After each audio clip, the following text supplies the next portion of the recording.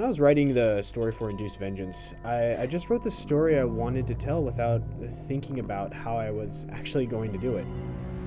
I knew the effect shots were going to be quite a challenge, but I just disregarded that and put my story out. I had a complete idea. I wrote it out ignoring any limitations. But the effect shots were one of the first things I actually started working on once I had a completed script with storyboards.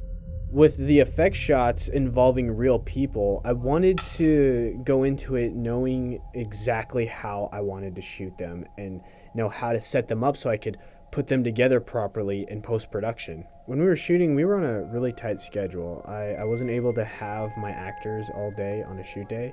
So I had created this type of pre-visualization of the most complex scenes. And this actually showed them like a rough representation of my vision for the film, because there were times when they couldn't be on camera at the same time and act with each other at the same time, due to the way that the effect shot had to be set up. It also gave me the ability to see if what I was picturing would actually work.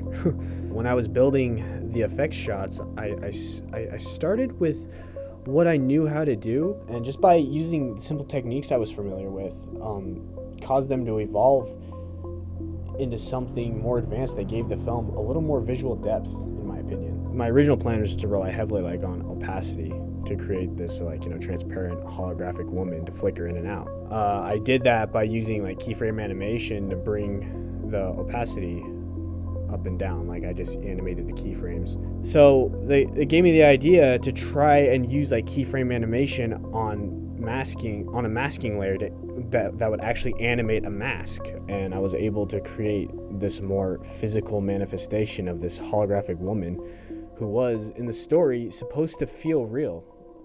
You're not supposed to tell she's a hologram. There was a very challenging effect in the movie.